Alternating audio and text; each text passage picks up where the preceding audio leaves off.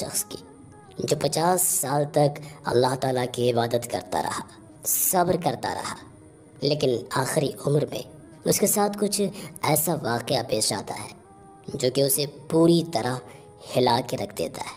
یہ واقعہ بہت ہی زیادہ دلچسپ ہے، آپ کو ضرور پسند آئے گی۔ اس لیے مکے کی گلیوں میں گھومنے پھرنے لگا، شاید کہیں مزدوری مل جائے۔ تمام لوگ گرمی کی وجہ سے گھر کو لوٹ چکے تھے۔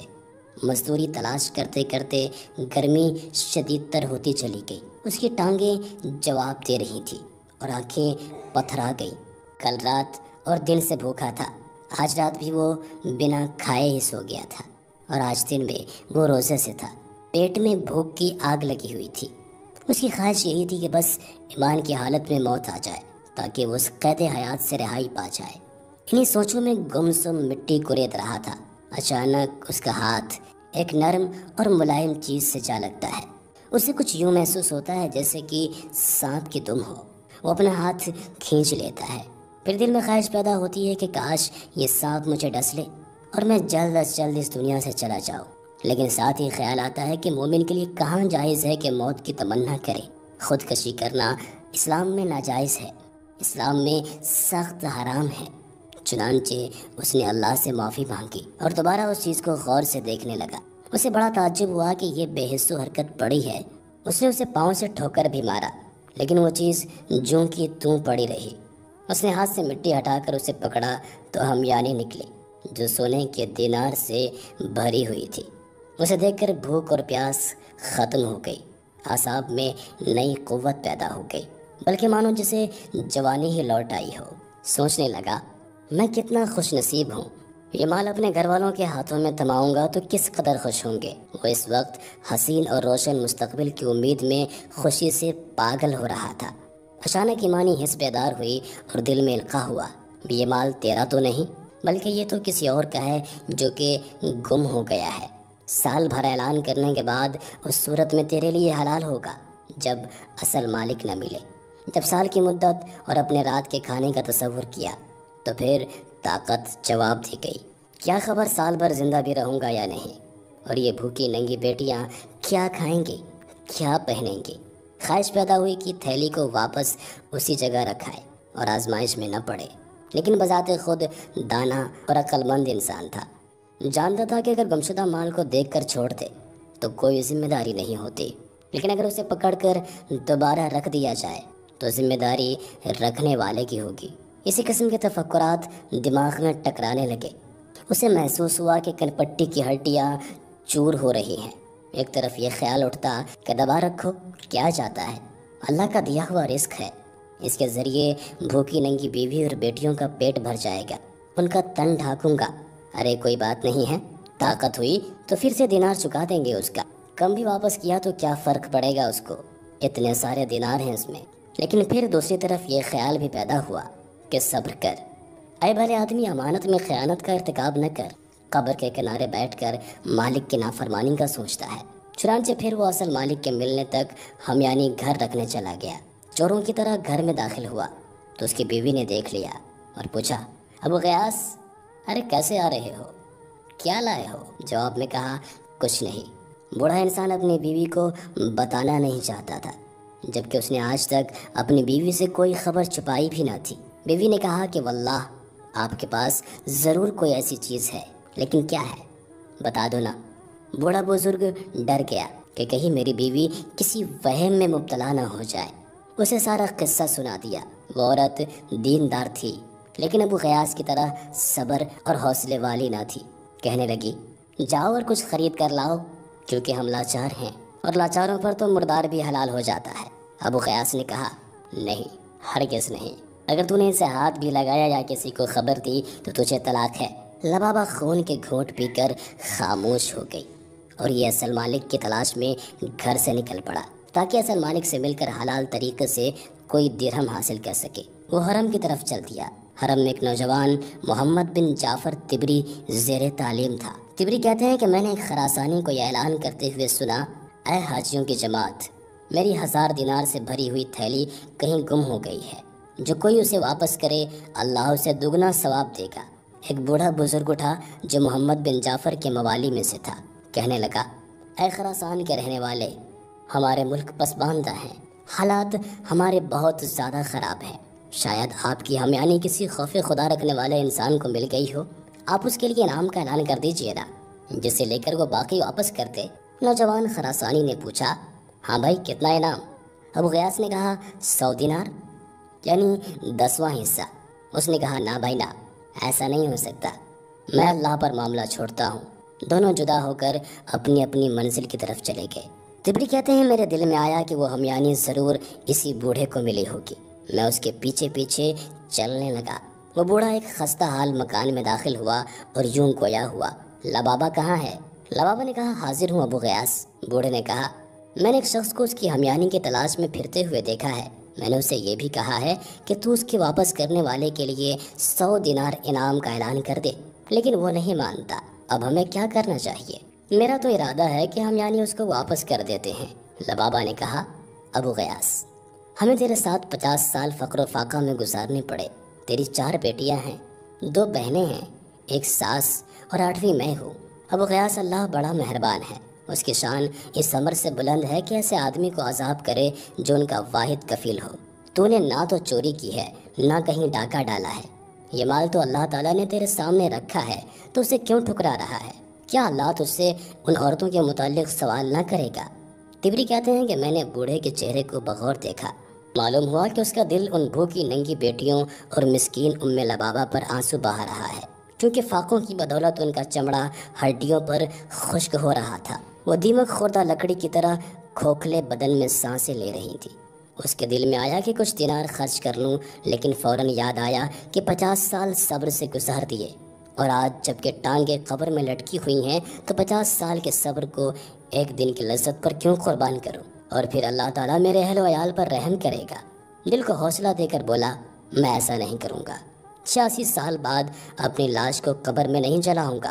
تبری کہتے ہیں کہ اس کے بعد میاں بیوی خاموش ہو گئے اور میں واپس چلا گیا۔ مغرب کی اذان ہوئی تو بوڑھا بزرگ دن بھر کے کمائے چند ٹکڑوں پہ اہل و عیال سمیت افطار کرنے بیٹھ گیا۔ باقی لوگ انواع و اقسام کے عمدہ کھانوں سے مزے لے رہے تھے، اور انہیں اس بات کا احساس بھی نہیں تھا کہ رمضان المبارک، جو کہ قربانی اور سخاوت کا مہینہ ہے، اللہ نے بھوکا پیاسا رکھنے کے لیے روزے فرض نہیں کیے تھے، بلکہ اس لیے کہ مسلمان وقتی اور اختیاری بھوک کے ذریعے محسوس کریں کہ دنیا میں ایسے لوگ بھی ہیں جو بھوک پر مجبور ہیں۔ ان کی حالت پر غور کر کے اپنے اوپر اللہ کی بے پایاں احسان یاد کریں۔ جو لوگ عمدہ کھانوں سے پیٹ بھر کر مست ہو جاتے ہیں، ان کے ہمسائے بھوک سے سیدھے کھڑے بھی نہ ہو سکیں، تو ایسے لوگوں کا ایمان کیسا، ایسے لوگوں کا روزہ کیسا؟ بوڑھا بزرگ یہی سوچتا رہا اور مسلمانوں کی حالت پر کڑھتا رہا۔ پھر کہتا، اللہ تعالیٰ ہی نیکی کا الہام کرنے والا اور روزی تقسیم کرنے والا ہے۔ اس نے آج رات بھی بھوکے گزار دیا اور کھجوریں اور روٹی کے چند ٹکڑے بوڑھی ساس اور بچیوں میں تقسیم کر دیے۔ تبری کہتے ہیں کہ اگلے دن خراسانی حرم میں پھر وہی صدا لگا رہا تھا کہ کوئی میری 1000 دینار والی ہمیانی واپس کر دے تو اللہ اسے دگنا اجر دے گا۔ بوڑھا بزرگ اس کی خدمت میں عرض کرنے لگا، اے نوجوان، میں تجھے کہا تھا کہ ہمارا ملک بے آب و گیا ہے، وسائل زندگی کم ہے، شاید وہ ہمیانی کسی خوف خدا رکھنے والے کو مل جائے تو انعام کے لالچ میں واپس کر دے۔ چلو 100 دینار نہ صحیح، 10 دینار کا ہی اعلان کر دے۔ اس نے کہا، ہرگز نہیں، بلکہ میرا اور ہمیانی کا معاملہ اللہ کی سپرد ہے۔ اس کے بعد دونوں جدا ہو گئے۔ تیسرا دن ہوا تو خراسانی نوجوان پھر حرم میں وہی صدا لگا رہا تھا، اور وہی بوڑھا کھڑا ہوا اور کہنے لگا، اے نوجوان، تو نے 100 دینار دینے کا اعلان کرنے سے انکار کر دیا، پھر 10 دینار انعام سے بھی انکار کر دیا، تو آج 1 دینار کا ہی اعلان کر دے، شاید کوئی ہمیانی اٹھا لانے والا اس دینار کے لالچ میں واپس کر دے۔ خراسانی نے کہا، نہیں، بلکہ میں قضیے کا فیصلہ اللہ تعالیٰ پر چھوڑتا ہوں۔ بڑے بزرگ کی امید کا آخری سہارا بھی ٹوٹ چکا تھا اور سوچنے لگا کہ ابھی تو 1000 دینار ہاتھ میں ہے، سارا نہ صحیح تو 1 دینار ہی رکھ لوں کہ بھوکے ننگے بیٹیوں کا سامان کر لوں۔ لیکن دینی جذبہ پھر سے موجزن ہوا اور قیامت کے دن کے خیال سے ڈر گیا۔ سوچا، 50 سال کے صبر کو 1 دن کی لذت پر قربان کر دینا سراسر گھاٹا نہیں تو اور کیا ہے۔ ابو غیاث نے خراسانی نوجوان سے کہا، آؤ اور اپنی ہمیانی لے جاؤ۔ تبری کہتے ہیں کہ میں نے ان کے پیچھے پیچھے چلنا شروع کر دیا۔ جب دونوں گھر کے دروازے پر پہنچے تو شیخ اندر داخل ہو گیا۔ تھوڑی دیر کے بعد باہر آیا اور خراسانی نوجوان کو اندر لے گیا۔ میں بھی ان کے ساتھ اندر چلا گیا۔ شیخ نے اندر جا کر محفوظ جگہ سے ہمیانی نکالی اور نوجوان سے کہا، کیا تیری ہمیانی یہی ہے؟ نوجوان نے کہا، ہاں۔ پھر بوڑھے بزرگ نے ہمیانی کا سر کھول کر دینار دامن میں پلٹے اور گنے تو پورے 1000 نکلے۔ پھر کہا، یہ تیرے ہیں۔ لبابہ اور اس کی بیٹیاں یہ منظر دروازے کے سوراخ سے دیکھ رہی تھی، جیسے بھوکا دیگ کی طرف دیکھتا ہے۔ خراسانی نے دیناروں والی تھیلی کندھے پر رکھ لی اور اس کے اوپر چادر اوڑھ کر چل دیا۔ لبابہ نے یہ منظر دیکھا تو یوں چکرائی جیسے کسی عورت کا اکلوتا بیٹا گم ہو گیا ہو۔ اس کی بیٹیوں کی پاچیں کھلی کی کھلی رہ گئی۔ چند لمحوں بعد شیخ نے آہٹ سنی تو نظر اٹھا کر دیکھا کہ نوجوان واپس لوٹ آیا ہے۔ اگر یہ بوڑھا بزرگ اس سے روگردانی کر لیتا تو یہ بڑی بات نہ تھی، کیونکہ اس نے ان کے بھوکے ننگے مسکینوں کو دیکھ 1 دینار تک نہ دیا کہ وہ اپنی بھوک دور کر سکے۔ لیکن یہ بوڑھا بڑا بردبار اور حوصلے والا شخص تھا۔ فوراً بولا، بیٹے کیسے آنا ہوا؟ خراسانی نوجوان نے جواب دیا، اے میرے بزرگ، میرا باپ جب فوت ہوا تو اس کے پاس 3000 دینار تھے۔ اس نے مجھے وصیت کی تھی کہ میری سواری بیچ کر حج کا خرچ بنا لینا اور 1000 دینار اس شخص کو دے دینا جو بہت زیادہ غریب ہو۔ چنانچہ میں نے اپنے وطن خراسان سے مکہ تک کسی کو تجھ سے زیادہ غریب نہ پایا۔ لو یہ دینار رکھ لو، اللہ ان میں تمہارے لیے برکت کرے۔ تبری کہتے ہیں کہ وہ نوجوان ہمیانی رکھ کر واپس چلا گیا۔ یہ منظر دیکھنے کے بعد میں بھی واپس جا رہا تھا۔ مجھے کسی نے پیچھے سے آواز دی۔ میں نے پیچھے مڑ کر دیکھا تو وہی بزرگ میرے پیچھے دوڑ رہا تھا۔ اس نے مجھے اپنی طرف بلا کر کہا، تجھے ہمارے معاملے کی خبر ہو گئی ہے۔ حضرت عبداللہ بن عمر سے سنا کہ رسول مقبول صلی اللہ علیہ وسلم نے حضرت عمر اور حضرت علی رضی اللہ تعالیٰ عنہ سے فرمایا تھا، جب کوئی ہدیہ بن مانگے اور بلا طمع آئے تو اسے واپس نہ لوٹاؤ، نہ اللہ کے ناشکرے بن جاؤ گے۔ اب ہدیہ میں سب حاضرین شریک ہوتے ہیں، چلو میرے ساتھ چلو۔ تبری کہتے ہیں کہ میں اس کے ساتھ چلنے لگا۔ بزرگ نے مجھے راستے میں کہا، تو بڑا مبارک ہے۔ میں نے عمر بھر ایسا مال نہیں دیکھا تھا اور نہ دیکھنے کی امید تھی۔ میری قمیص دیکھ رہے ہو، اس میں قیام لیل کرتا ہوں، فجر کی نماز ادا کر کے اتار دیتا ہوں تاکہ میری بیوی اور بچیاں اور بہنیں باری باری اس میں نماز ادا کر سکے۔ مزدوری کر کے چند کھجوریں اور روٹی کے ٹکڑے خرید کر گھر لوٹ جاتا ہوں۔ جب ہم گھر پہنچے تو بزرگ نے بلند آواز میں پکارا، لبابہ اور فلاں فلاں۔ اس بزرگ کی آواز سن کر اس کی بہنیں، ساس اور بیٹیاں اکٹھی ہو گئی۔ اس نے ان سب کو دائرے میں بٹھا کر مجھے بائیں جانب بٹھا لیا اور سب سے کہا، اپنے اپنے دامن پھیلاؤ۔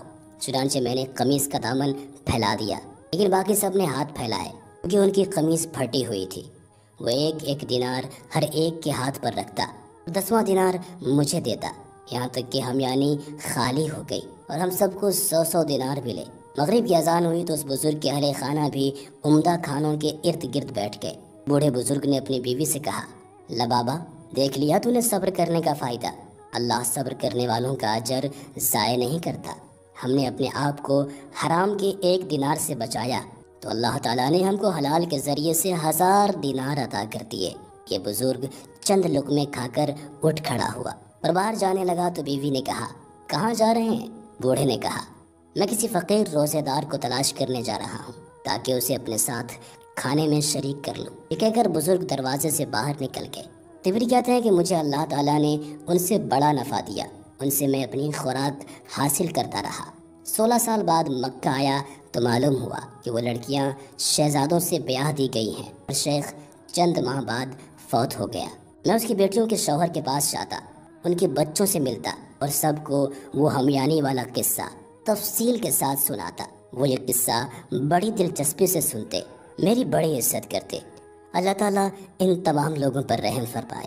دوستوں، ہم یہ امید کرتے ہیں کہ آج کی یہ ویڈیو آپ کو ضرور پسند آئی ہوگی۔ ویڈیو کو لائک کرنے کے ساتھ ساتھ دوستوں کے ساتھ شیئر بھی ضرور کر دیجیے گا۔ میں آپ سے پھر ملوں گا کسی نئے واقعے کے ساتھ۔ جب تک کہ اپنا اور اپنے پیاروں کا بہت سارا خیال رکھیے گا۔ اللہ حافظ۔ ارے دوستو، اگر آپ کو باقی اگر اچھا لگا ہو تو اس باقیے کو لائک اور سبسکرائب کرنا نہیں بھولنا۔ اگلے باقیے کے ساتھ ہم آپ کو ضرور ملیں گے۔ جب تک کے لیے السلام علیکم۔